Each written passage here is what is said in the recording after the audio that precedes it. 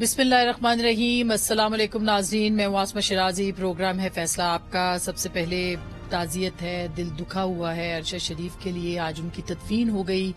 ہزاروں لوگ ان کے جنازے پہ آج آئے اور یہ خون ناحق ہے, اور ضرور ان کے جو قاتل ہیں وہ منظر عام پر آئیں گے اور آنے چاہیے. اس سلسلے میں عدالتی کمیشن بنانے کی بات کی جا رہی ہے. آج بہت امپورٹنٹ پریس کانفرنسز ہوئی ہیں جس میں یہ کہا گیا ہے کہ پوری طرح سے تحقیقات کی جائیں گی, جس میں انٹرنیشنل جو صحافیوں کی تنظیمیں ہیں, یو این کی بھی ایون اس پہ بھی رضامندی کا اظہار ہے. کسی قسم کی کوئی رکاوٹ نہیں تحقیقات کے لیے, لیکن سب سے بڑا سوال یہ ہے کہ کیا ارشد شریف کو, ان کے خاندان کو انصاف ملے گا یا نہیں ملے گا. دوسری جانب آج تاریخ کا ایک غیر معمولی دن ہے ناظرین.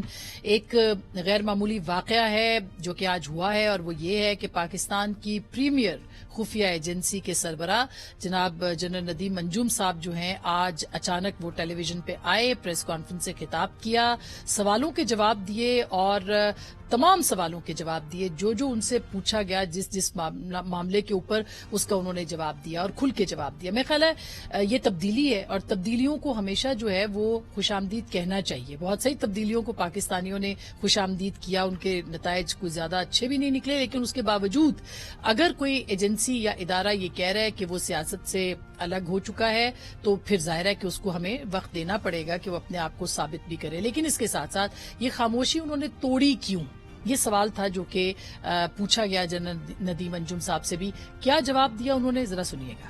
یہ بہت اہم انکشاف ہے جو D G I S I نے قوم کے سامنے رکھا ہے کہ ارشد شریف کا رابطہ بھی تھا, ڈی جی سی کے ساتھ بھی رابطہ تھا, اس مہینے بھی رابطہ ہوا, وہ واپس بھی آ رہے تھے. تو پھر سوال یہ پیدا ہوتا ہے کہ اگر اسٹیبلشمنٹ سے بھی کوئی خطرہ نہیں تھا جو کہ انہوں نے بتایا, تو پھر یہ کون سی تیسری قوت تھی جس نے کہ ارشد شریف کا جو ہے وہ قتل کیا. اس کے بعد انہوں نے مختلف سوال جو کہ خفیہ ملاقاتوں کے حوالے سے, سیاست میں فوج کے کردار کے حوالے سے, اسٹیبلشمنٹ کے کردار کے حوالے سے بہت کھل کے بات کی. وہ کیا کہا وہ بھی ذرا آپ کو جلدی سے سنوا دیتے ہیں. بہت اہم باتیں, پس پردہ ملاقاتوں کی باتیں, توسیع اور غیر معینہ مدت تک کی توسیع کی آفر جو کہ تحریک انصاف کی طرف سے پیش کی گئی, اس کے اوپر بھی بہت تفصیلی بات کرنے کی ضرورت ہے. کون سی غیر آئینی خواہشات تھیں پاکستان تحریک انصاف کی جو کہ آرمی چیف کے سامنے رکھی جاتی رہیں, ان کے اوپر بھی بات کریں گے. دوسری طرف ارشد شریف کے قتل کے حوالے سے D G I S P R نے بھی کچھ اہم سوالات جو ہیں وہ اٹھائے ہیں, کچھ پرٹیننٹ کوسچنز ہیں جن کے جواب ملنے چاہیے. اب سے تھوڑی دیر پہلے ایک پوسٹ مارٹم رپورٹ بھی سامنے آئی ہے جو کہ ہم نے ٹیلی ویژن پہ ٹکرز چلتے ہوئے دیکھے ہیں کہ دائیں پھیپھڑے میں گولی لگی ارشد شریف صاحب کی. اور ایک حیران کن بات یہ ہے کہ وہاں پہ بھی دائیں ہاتھ کی ڈرائیونگ ہے. اگر دائیں ہاتھ کی ڈرائیونگ ہے تو دائیں ہاتھ پہ کیسے گولی لگ سکتی ہے, دائیں پھیپھڑے میں کیسے گولی لگ سکتی ہے, اور پھر ڈرائیور کو کراس کر کے کیسے لگی. یہ بہت سارے سوالات ہیں, لیکن D G I S P R نے جو سوال پوچھے ہیں وہ بھی آپ کے سامنے رکھتے ہیں, ذرا سنیے گا. بہت اہم سوالات ہیں یہ. سائفر سے متعلق D G I S P R نے کیا کہا, ذرا جلدی سے وہ بھی سن لیجیے. نیوٹرل ہونا, پاکستان کی سیاست سے الگ ہونا ایک گالی بنا دیا گیا, اور اس کے ساتھ ساتھ شاہ محمود قریشی صاحب نے بھی وضاحتی جواب دیا ہے, وہ بھی ذرا جلدی سے سن لیجیے. سائفر ایک حقیقت تھی, ایک حقیقت ہے. کامرا کی جو نشست تھی میں بھی موجود تھا. جب سائفر اور اس کی سنجیدگی کا وہاں ذکر آیا تو کہا گیا کہ یہ بالکل سیریس مسئلہ ہے اور اس پہ ڈیمارش ہونی چاہیے. نیشنل سیکورٹی کمیٹی کا اجلاس بلایا گیا. یہ بھی تاثر دیا گیا کہ ہم نے اپنے سفیر کے بیانیے کو سیاسی مقاصد کے لیے حاصل کرنے کی کوشش کی. ہرگز نہیں. تاثر دینا کہ خدا نہ خواستہ کہ ہم کسی ادارے کے در پہ ہیں یا اس کی ساکھ کو نقصان پہنچانا چاہتے ہیں, یہ حقیقت کے برعکس ہے. ایک نکاتی ایجنڈا ہے ہمارا ملک میں شفاف انتخابات. کیا یہ شفاف انتخابات کا مطالبہ آرمی چیف کے سامنے رکھنا آئینی ہے؟ یہ بہت اہم سوال ہے. ان سارے سوالات کے حوالے سے ہم بات کریں گے. اور آج ایک اور ہمارے بہت ہی عزیز جنہوں نے خاموشی توڑنے کا فیصلہ کیا ہے وہ ہے پاکستان کے وزیر اعظم کے ترجمان بھی اور معاون خصوصی اسٹریٹجک پلاننگ کے سید فہد حسین صاحب. اور پہلے ہی دن آج ہمارے پروگرام میں. سر بہت بہت شکریہ آپ کی تشریف آوری کا. پہلے تو میں اتنے بہت سارے موضوعات ہیں پھیلے ہوئے, ان پہ جانے کے سے پہلے آپ ایک بہت کریڈیبل جرنلسٹ اور شاندار کیریئر مختلف جگہوں پہ آپ نے کام کیا. یہ کیا آپ کو سوجھی کہ آپ نے صحافت چھوڑ کے سیاست کے میدان کارزار کو سنبھال لیا؟ شکریہ آسما. اور ایک تو مجھے بڑی خوشی ہو رہی ہے کہ اتنے عرصے کے بعد جو میں پہلا پروگرام کر رہا ہوں آپ کے ساتھ کر رہا ہوں. آپ سے ہمیشہ بڑی اچھی گفتگو ہوئی ہے اور آپ کی صحافتی جو صلاحیتیں ان کا جتنی رسپیکٹ مجھے ہے شاید ہی کسی کو. Thank you sir. دیکھیے یہ سوال میرے سے پچھلے کئی مہینوں سے بہت لوگ پوچھ رہے ہیں اور اس کا بڑا سادہ سا جواب ہے. اور آج کیونکہ اب یہ اور میں 5 مہینے سے بڑا دیکھ بھی رہا ہوں سن بھی رہا ہوں جو لوگ کہہ رہے ہیں اور شروع میں تو بڑا سخت تھا اور ابھی میں یہ بھی بات کروں گا کہ میں خاموش کیوں تھا. لیکن دیکھیے یہ ایک بڑی سادہ سی چیز ہے کہ میں نے 32 سال جرنلزم کیا اور اس صحافت کے شعبے میں شاید ہی کوئی چیز ہو جو میں نے نہ کی ہو, چاہے وہ ٹیلی ویژن ہو, چاہے وہ اخبارات ہوں, اسکرین کے سامنے ہو, اسکرین کے پیچھے ہو, ایڈیٹر ہو, رپورٹر ہو, بالکل زیرو سے شروع کیا تھا. آج کل تو لوگ وہ ہیں جو سیدھے اسکرین پہ آتے ہیں اور اسکرین سے ہی غائب ہو جاتے ہیں.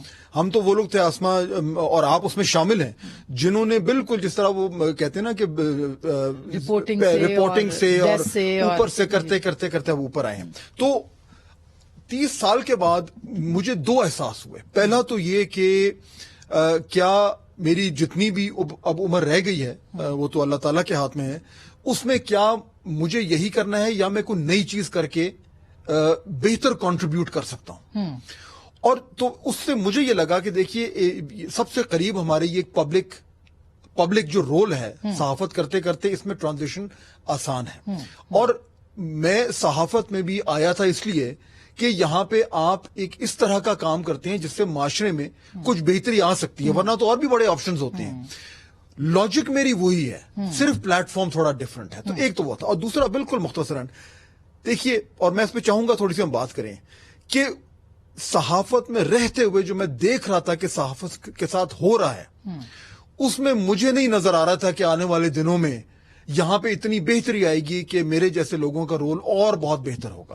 تو اگر آپ نے الٹیمیٹلی اگر سیاست میں جانا ہے یا پبلک لائف میں ایک پبلک جو ہے وہ سروس کی طرف جانا ہے تو پھر آپ نے کہیں تو جانا ہے, آپ کے پاس جو اویلیبل. اس کا مطلب یہ کہ آپ نے مکمل طور پر صحافت چھوڑ دی اور اب صرف سیاست آپ کریں گے, کیونکہ تنقید یہی ہو رہی ہے کہ لوگ صحافت کو سیڑھی بنا کے پوزیشنز لیتے ہیں. تو اگر وہ واپس نہیں, بہت سے لوگ ہیں, مشاہد حسین سید صاحب ہیں, شہری رحمان ہیں, شیرین مزاری ہیں, جنہوں نے وہ واپس نہیں گئے. تو کیا آپ نے بھی فیصلہ کر لیا کہ دیکھیے میرا یہ فیصلہ بالکل اٹل ہے کہ میں نے وہ کام نہیں کرنا جو کہ میں پہلے کر رہا تھا. کیونکہ دیکھیے یہ تو ایک میں نے سوچ سمجھ کے فیصلہ کیا نا, اب میں ایک جماعت کے ساتھ ہوں اور ایک حکومت کے ساتھ ہوں. تو یہ تو ظاہر بات ہے کہ اس سے پہلے جس طرح کا میں کام کر رہا تھا اب میں اس سے تھوڑا سا مختلف ہو گیا ہوں. تو آپ واپسی تو ویسے بھی لوگ وہ ایک ہے نا کہانی کے پیچھے مڑ کے دیکھا تو پتھر کے ہو گئے. تو کوشش تو کرنی چاہیے کہ آپ آگے چلیں. کہاں تک میں کامیاب ہوں گا وہ اللہ جانتا ہے. آپ ٹھوکر کھاتے ہیں, آپ گرتے ہیں, لیکن گر کے پھر کھڑے ہونا چاہیے, پھر آپ گرتے ہیں. تو آگے دیکھیے کیا ہوتا ہے. ایک فیصلہ کیا ہے, ایک چھلانگ لگائی ہے, اب آگے دیکھتے ہیں کیا ہوتا ہے. اب یہ اچھا ہے, اللہ کرے آپ کو کامیابی ملے اس میں جس نیت سے آپ گئے ہیں. ہم بھی آپ پہ تنقید کرتے رہیں گے جو آپ کا کام پرفارمنس ہے اس کے اوپر.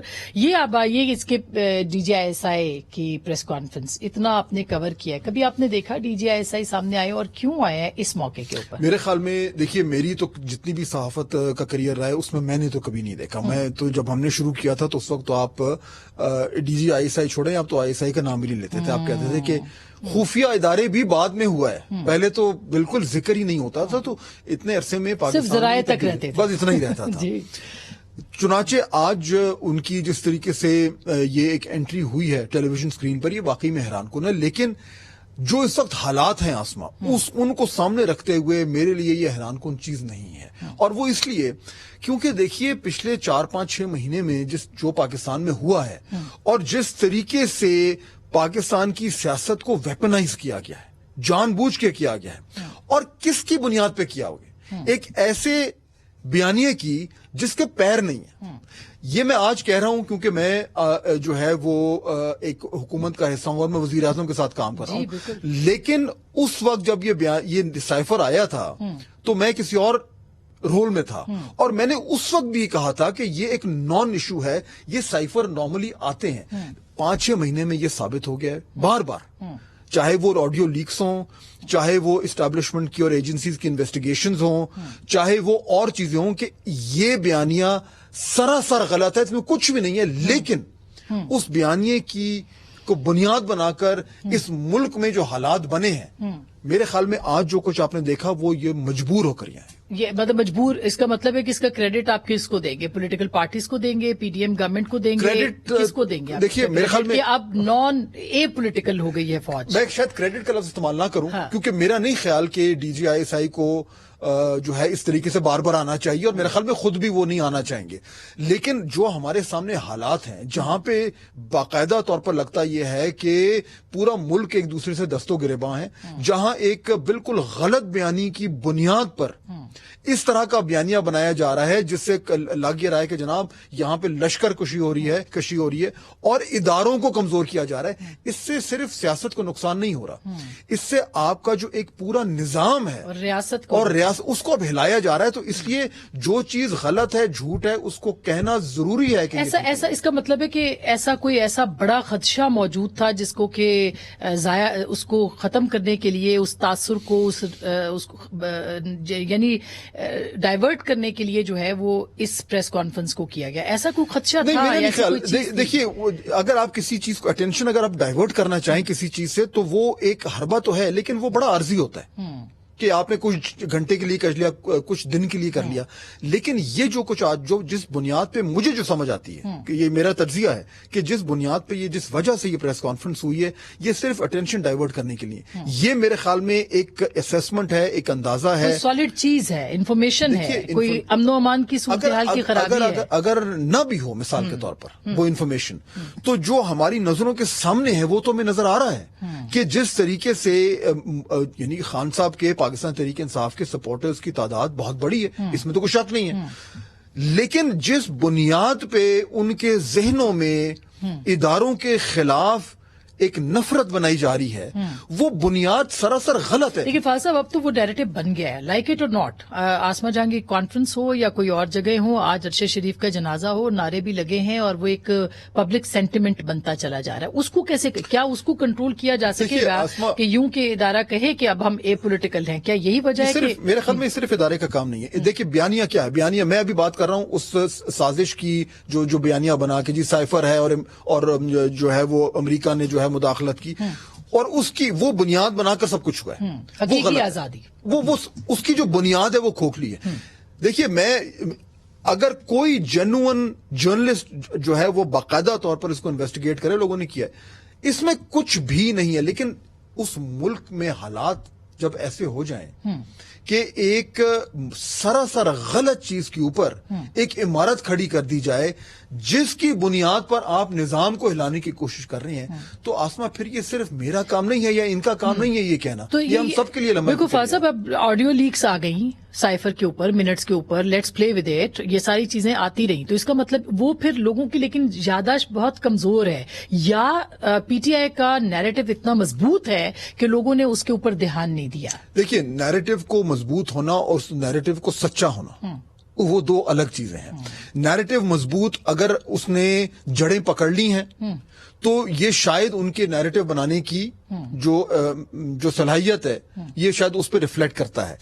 لیکن جو غلط ہے وہ غلط ہے, جو جھوٹ ہے وہ جھوٹ ہے, اور اس کو کہنا چاہیے. اور یہ شاید اتنا میٹر نہ کرتا کیونکہ اکثر و بیشتر سیاست میں تو نعرے تو لگتے رہتے ہیں, لیکن جب اس کی بنیاد پہ آپ پورے ملک کی جو رننگ آف دا اسٹیٹ ہے اور اداروں کو اور پاکستان کی سیاست میں آپ اس طرح کا ایک زہر انجیکٹ کر دیں, تو پھر الٹیمیٹلی یہ کہنا پڑتا ہے کہ یہ بالکل غلط ہے. یہ مجبوری میں کہا گیا ہے. اس کا امپیکٹ کیا ہوگا, امپیکٹ مجھے نہیں پتا کیا ہوگا, لیکن یہ میں بالکل کلیئر ہوں اپنے ذہن میں ایک پاکستانی کہ شہری ہونے کے ناطے کہ اگر آسما ہم نے اس ملک میں اس پاکستان کی سیاست میں کوئی نارمل سی لانی ہے, کوئی ریشنالٹی لانی ہے, کوئی ایک طرح کا ایک ڈائریکشن پکڑنا ہے, تو ہمیں کم از کم ہمیں یہ صلاحیت ہونی چاہیے کہ ہم غلط کو غلط کہیں.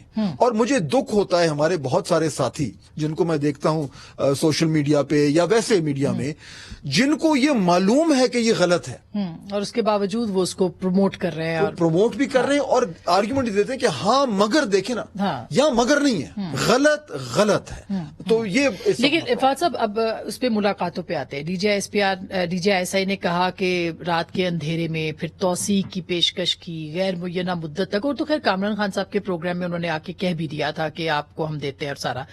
تو ایک طرف وہ اور دوسری طرف یہ بیانیہ غداری کا, اور یہ الزام اتنا بڑا الزام ہے کہ اب یہ گلی محلے کوچے تک جو ہے وہ پہنچ رہا ہے. تو آپ کو لگتا ہے کہ آپ کے پاس کیا انسائڈ انفارمیشن ہے؟ نیچرلی آپ بہت ساری چیزیں نہیں بتائیں گے, لیکن اب آپ پارٹ آف دا گورنمنٹ ہے اور یہ اس پہ آپ کو جواب دینا ہے. مذاکرات آپ کے ہاتھ میں حکومت کے نہیں ہو رہے, کیوں؟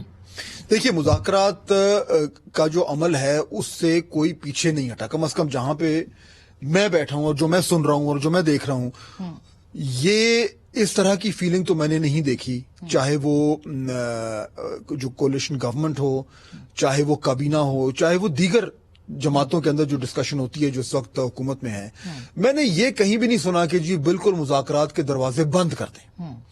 لیکن ایشو یہ ہے کہ دوسری طرف سے جس طریقے سے اس کو بلیک اینڈ وائٹ کر دیا گیا ہے, اور بار بار یہ کہا گیا ہے کہ یہ سیاست نہیں ہے, یہ جہاد ہے, اور اس میں یہ اس کو ایک جنگ سے تشبیہ دی جا رہی ہے. جب اگر آپ نے مذاکرات کرنے ہوں تو پھر اس طرح کے ماحول میں تو بات نہیں ہو سکتی. میرے خیال میں یہی وہ پرابلم ہے جس کی وجہ سے اب جو ہے وہ دو ایشوز کھڑے ہو رہے ہیں. پہلا یہ ہے کہ اگر تو حکومت سے مذاکرات ہونے ہیں تو اس کے لیے تو نہ وہ تیار ہیں اور نہ وہ ماحول بن رہا ہے. دوسری طرف جہاں پہ ملاقاتیں ہو رہی ہیں وہاں پہ یہ ڈیویلٹی ہے کہ آپ نے انہی کو گالی دینی, انہی کے گلے میں غداری کا توق ڈالنا اور پھر انہی سے مطالبات کرنے. یہ جو ایک دوہرا پن ہے, اس سے اگر مذاکرات کو ہونے بھی ہیں تو وہ کیسے ہوں؟ وہ کہتے ہیں کہ ہم انتخابات مانگ رہے ہیں آرمی چیف سے, تو یہ کوئی غیر آئینی چیز تو نہیں ہے. انتخابات تو حکومت نے فیصلہ کرنا ہے, اور یہ حکومت کی یہی ایک پوزیشن ہے, اور میرے خیال میں درست بھی ہے. دیکھیے, حکومت تو کو اگر اس وقت انتخابات سوٹ نہیں کرتے تو وہ کیوں کروائیں؟ یہ ہر جمہوری معاشرے میں آسمان جو پرائم منسٹر ہوتا ہے اس کا پروگیٹو ہوتا ہے, اور وہ اسی لیے ہوتا ہے کہ وہ یہ فیصلہ کرے کہ اگر مجھے وقت سے پہلے کروانے ہیں تو میں کروا سکوں, جو کہ کئی بار ہوا ہے, برطانیہ میں بھی ہوا ہے, اور اگر نہیں کروانے تو مدت پوری ہو. اس میں یہ مطالبہ ہی غلط ہے. لیکن آپ دیکھیے کہ یہ مطالبہ, پہلے یہ کہنا کہ جناب آپ یہ مطالبہ کس سے کر رہے ہیں, اور پھر یہ شکایت کرنی کہ ہمارا مطالبہ وہ نہیں مان رہے کیونکہ ان کا تو رول جو ہے وہ اس طرح کا ہونا چاہیے. تو میرے خیال میں یہ جو کانٹرڈکشنز ہیں, تضادات ہیں, یہ جب تک حل نہیں ہوں گی تو معاملات جو ہیں وہ سدھریں گے نہیں. فاضل صاحب, ایک چھوٹی سی بریک لینی ہے. ناظرین, یہ بہت اہم ہے کیونکہ عمران خان صاحب نے آج ایک ویڈیو پیغام بھی جاری کیا, اور انہوں نے اس پہ کہا ہے کہ ہم نہ حکومت گرانے جا رہے ہیں, نہ ہم کوئی اور چیز کا مطالبہ کرنے جا رہے ہیں. تو پھر کیا ہے؟ کیا ان کا صرف 1 پوائنٹ ایجنڈا ہوگا, اسلام آباد کی طرف آنا یا پنڈی کی طرف آنا, کہ وہ اداروں کے خلاف بات کریں, اداروں کے خلاف نیریٹو کو گلی محلے کوچے تک پہنچائے؟ یہ کتنی خطرناک سچویشن ہو سکتی ہے, اس کے اوپر بھی بات کریں گے. اور پھر یہ کہ کیا واقعی انتخابات جو ہیں وہ اپنے مقررہ وقت پر ہی ہوں گے, اور کیا مارشل لاء کا واقعی کوئی خطرہ موجود نہیں ہے؟ بریک کے بعد ہمارے ساتھ رہیے گا. ویلکم بیک ناظرین, ایک دفعہ پھر آپ کو خوش آمدید کہتے ہیں. یہ بھی فاضل صاحب آپ سے بات ہو رہی تھی صحافت کی, سیاست کی. میں اس کے بعد پولیٹیکل بھی بہت سی چیزیں ہیں, جیسے آرمی چیف کی تعیناتی پہ ابھی کل لانگ مارچ ہے, بہت امپورٹنٹ ہے. لیکن چلتے چلتے صحافی جو ہے اس کا کام بڑا سخت ہے. ارشد نے ایک بیانیے کا ساتھ دیا, اس کو مار دیا گیا, مطلب اس کا خون ناحق ہے. تو کہہ دینا بہت آسان ہے کہ صحافی جو ہے وہ نیریٹیوز کو آگے بڑھاتے ہیں سر سے, لیکن جان ہتھیلی پہ بھی لے کے پھرتے ہیں. 2 طرح کی چیزیں. تو آپ کیا سمجھتے ہیں, صحافیوں کے لیے بھی کوئی اہم کام آپ کر سکتے ہیں کہ نہیں؟ دیکھیے, میرے خیال میں صحافت میں بہت کچھ ہونے کی ضرورت ہے, لیکن وہ کام بڑا مشکل ہے کیونکہ ہماری انڈسٹری اس طرف چلی گئی ہے جہاں سے اس کو واپس لانا جو ہے وہ, یعنی مجھے نظر نہیں آ رہا کہ جلدی آئے گی. انفارچونیٹلی مجھے تھوڑی سی, میں جسے کہتے ہیں کہ ایک ڈپریسنگ بات کر رہا ہوں, لیکن مجھے نظر نہیں آ رہا. بہت کم لوگ ایسے ہیں جو اس انڈسٹری کی سیونگ گریس ہیں, لیکن نظام جو ہے وہ بگڑ گیا. جیسے کہ سیاسی نظام ہمارا بگڑا ہوا ہے, اسی طریقے سے ہمارا صحافتی نظام بھی بگڑا ہوا ہے. اس میں بہت زیادہ اصلاحات لانے کی ضرورت ہے. لیکن آپ نے دیکھیے ارشد کا ذکر کیا, ارشد شریف آج اتنا دکھ بھرا دن ہے, آج ان کی تدفین ہوئی ہے. آپ بھی, اور واقعی میں یعنی اس سے زیادہ اور ہارڈ بریکنگ چیز کیا ہو سکتی ہے. ہم دونوں کتنے عرصے سے ان کو جانتے ہیں. میں تو بہت عرصے سے. ارشد شریف سے میری اتنی اچھی دوستی ہے کہ شاید آپ کو اندازہ نہیں ہے. 90s سے ہم ساتھ کام کرتے رہے اور ہم ایک میگزین میں ساتھ کام لکھتے تھے. دیکھیں کیسے کیسے زمانہ گزرتا ہے. جس کی جو ایڈیٹر تھیں وہ ڈاکٹر شیرین مزاری تھیں. آج کل ڈاکٹر مزاری صاحبہ جو ہیں وہ میرے سے کچھ ناراض رہتی ہیں کافی. میں اپنی ناراضگی کا اظہار نہیں کرتا. بڑی ہیں, عزت ان کی میں اس طریقے سے کرتا ہوں میں, اور نہ ہی میں کبھی ان پہ اس طرح کی تنقید کروں گا جو وہ میرے پہ کرتے ہیں. وہ خوش رہیں وہ. لیکن ارشد شریف کے ساتھ ہم جتنی دعا کریں ارشد کے لیے, ان کی فیملی کے لیے, بالکل, اور اس کو انصاف ملے کہ آپ کوشش کریں گے نا. اور تہ تک معاملہ جو ہے, دیکھیے یہ نہیں ہو ہمارے یہاں انفارچونیٹلی آسما, یہ تاریخ ہماری تاریخ کا ایسا ہے کہ جب بھی انکوائریز ہوتی ہیں تو وہ منطقی انجام تک نہیں جاتی. اس کا مطلب یہ کہ کھو کھاتا. میرے خیال میں یہ ہم سب کے لیے ٹیسٹ کہ اس کی تہ تک جائیں. لیکن آخری بات میں کر دوں, پھر ہم دوسرے. میں نے ایک سوال آپ سے یہ پوچھا تھا, صحافت سیاست کی سیڑھی کے طور پہ استعمال کرنا, یہ ایک سوال ہے جو تنقید آپ پہ ہو رہی ہے. یہ بار بار میرے سے لوگ سوال کرتے. دیکھیے پاکستان میں بہت سارے ایسے ایگزامپلس ہیں. پہلی بات تو یہ کہ لوگ یہ شفٹ کرتے ہیں, اور میں نام نہیں لیتا لیکن بہت سارے ایسے ہیں. بہت سارے ایسے بھی ہیں جنہوں نے پبلک آفس لیا صحافت چھوڑ کر, پھر واپس گئے اور آج وہ صحافی ہیں, اور سارے صحافی جو ہیں وہ ان کو گلے لگاتے ہیں. تو ظاہر بات ہے یہ اس طرح کا ماحول بنا ہوا ہے کہ اس میں تنقید ہوئی ہے. صرف فرق یہ ہے کہ میں نے یہ ٹرانزیشن اس ٹائم کی ہے جس ٹائم سوشل میڈیا اپنے عروج پر ہے, پہلے اتنا نہیں تھا. لیکن دیکھیے ایک چیز میں صرف کہہ دوں, آسما میں نے جب 32 سال صحافت کی تو میں نے پورا اپنے یہ کوشش کی کہ میں ایک پروفیشنل جرنلزم کروں, چاہے وہ ٹیلی ویژن پر ہو, چاہے وہ اخبار میں ہو, چاہے وہ لکھنا ہو, چاہے وہ بولنا ہو. اور میں نے کوشش یہ کی کہ کریڈیبل طریقے سے اپنا کام کیا جائے آخری دن تک. اور اللہ تعالیٰ کا بہت شکر ہے کہ لوگوں نے مجھے کہا بھی صحیح. جب میں نے فیصلہ کیا کہ میں نے یہ کام نہیں کرنا, تو پھر میں نے چینج کر دیا اپنا کریئر, پروفیشن چینج کیا. لیکن اکثر و بیشتر وہ لوگ جو میرے پہ تنقید کر رہے ہیں, دوست ہیں ہمارے بہت سارے, وہ صحافت میں رہ کر سیاست کر رہے ہیں. اور مجھے اس بات کا دکھ ہے کہ اگر آپ نے میرے پہ تنقید کرنی ہے تو آپ بھی صحافت چھوڑیں, سیاست میں آ جائیں. لیکن صحافت میں رہتے ہوئے جب آپ سیاست کر رہے ہیں, جس طرح کی ٹیلی ویژن میں, اخبارات میں ہمارے بہت سارے لوگ ہیں, نام نہیں لیتے, وہ جو جرنلزم کر رہے ہیں وہ جرنلزم ہے. صحیح, یہ ایک سوال ہے, اس پہ یہ ڈیبیٹیبل بھی ہے, اس پہ بعد بھی ضرور بات کریں گے. لانگ مارچ پہ آئے سر, عمران خان صاحب اسلام آباد پہنچ گئے, ہزاروں کی تعداد میں, لاکھوں کی تعداد میں لوگ ان کے ساتھ ہیں. وہ کہتے ہیں میں حکومت گرانے نہیں آ رہا. جو نعرے لگا سکتے ہیں وہ لگ سکتے ہیں, جو لگ رہے ہیں اس وقت. تو پھر کیا ہوگا آپ کو لگتا ہے سسٹم ڈیریل ہوگا؟ دیکھیے ایک تو 2-3 چیزیں بڑی امپورٹنٹ ہیں. پہلی چیز تو یہ کہ ہماری خان صاحب پہلے بھی آئے تھے, ایک بڑا لمبا چوڑا دھرنا دیا تھا, گورنمنٹ اس سے نہیں گری تھی. اچھا بیچ میں ایک دھرنا ایک اور بھی ہوا تھا مولانا فضل الرحمان صاحب کا, وہ بھی اس گراؤنڈ تک آئے تھے, H9 تک آئے تھے, وہاں پہ بیٹھے تھے, اور اس کے نتیجے میں میرے خیال میں جو بھی ہوا پھر ہمیں معلوم ہی ہے. خان صاحب جو آج پریس کانفرنس ہوئی ہے, اس سے کیا کلیئر ہوا؟ اس سے یہ کلیئر ہو گیا ہے کہ جو وہ بیانیاں بنا رہے ہیں وہ در حقیقت وہ ہے نہیں. حقیقت وہ نہیں ہے جس کی وہ ذکر کر رہے ہیں.